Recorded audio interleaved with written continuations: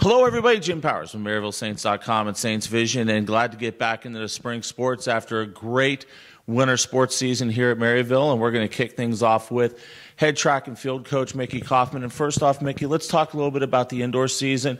Very successful season for both the men and women. Yeah, ended very well. We scored quite a few points at the conference, especially on the women's side.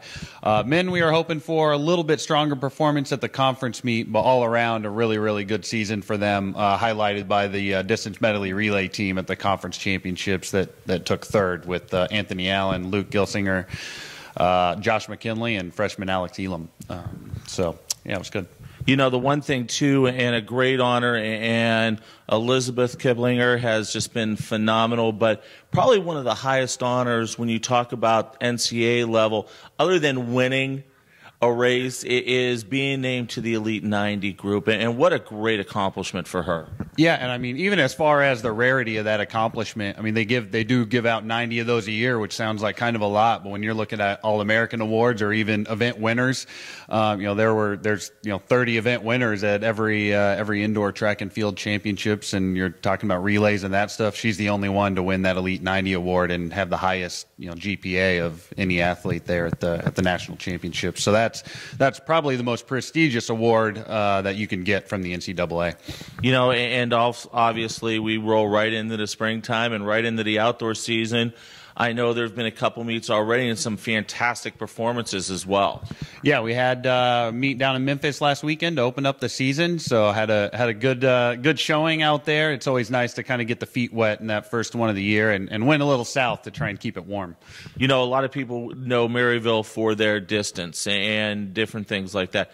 Our field events have really come on strong over the last year and a half, 2 years, and I think Ellen Foster may be one of those that have really started to push, not only on the track, but the field events as well. Yeah, Ellen, we're a little banged up from basketball, but she's coming in. She'll be strong. She was a provisional qualifier last year in the high jump, so we were very, very excited, obviously, about that. And then also this indoor season, Erin Weiss hit a provisional mark in the heptathlon, or pentathlon, I'm sorry.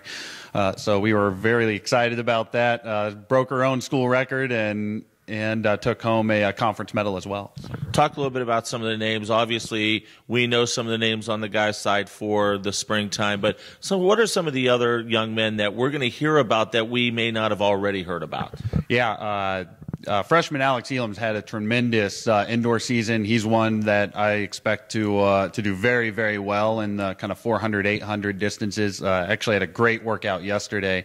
I'm excited to get to next weekend at WashU, and as well as Chris Alvarez, who I think is going to be resetting the record books for our sprints. And then also on the women's side, we know about the distance ladies, but what are some of the other names we're going to hear? Oh, man. Freshman Courtney Manning is going to have a tremendous outdoor season. She's been breaking records for us, obviously indoor. I think she has a shot at qualifying for nationals as well, possibly in the Open 400, but we're really looking for the 400 hurdles at this point. And not a lot of people understand there's a big difference when you go from the indoor season to the outdoor season just because of the track, the distances, and the different things like that. How do you get everybody to kind of make that conversion from indoor to outdoor season? Yeah, they're always excited to get to outdoor. The beginning of the season, sometimes the weather's not very nice to us. But they're always ready to get outdoors. Indoor, it's a little bit tougher with those tighter turns around the track. You don't have any wind pushing you, so sometimes they don't like that. But usually the very beginning of the outdoor, when it's all cold, the sprinters aren't real happy, and the distance runners are loving it. And then as we get further into the season, it kind of flip-flops just slightly. And we talked about this, and we talk about this all the time. Maryville has kind of been known for that distance runner factory. We've had some great young men and women come through on the distances, but now we're starting to see the field events. We're starting to see the sprints, and it's got to feel good for you to start to have a little bit of that flexibility, especially when you get to the conference meet, because that's just going to add points to the team total. Yeah, absolutely. And the history of our program has really been distance-oriented, and that's been even since before I was here. When we started here, we didn't have a track and field program as well. So everything, that whole base of our program has been built on the cross country and the distance runners. And now we're getting to be a much more well-rounded track and field program with adding in some of those sprints and throws. Watching you next week, obviously, that's a fun meet for everybody because it's home. A lot of people can come and watch it, but there's also great competition in that meet as well. Yeah, it's one of the best meets that you'll see in the Midwest, so we're really excited about WashU. We always have great performances there, yeah. And Francis Stadium, it's a great track. They've got great facilities over there. So it really gives our student athletes a great opportunity to perform, not only in front of a big crowd, but on some great facilities as well. Yeah, that's one of the best tracks again, in the Midwest, probably the best track in St. Louis as far as running fast times on. So.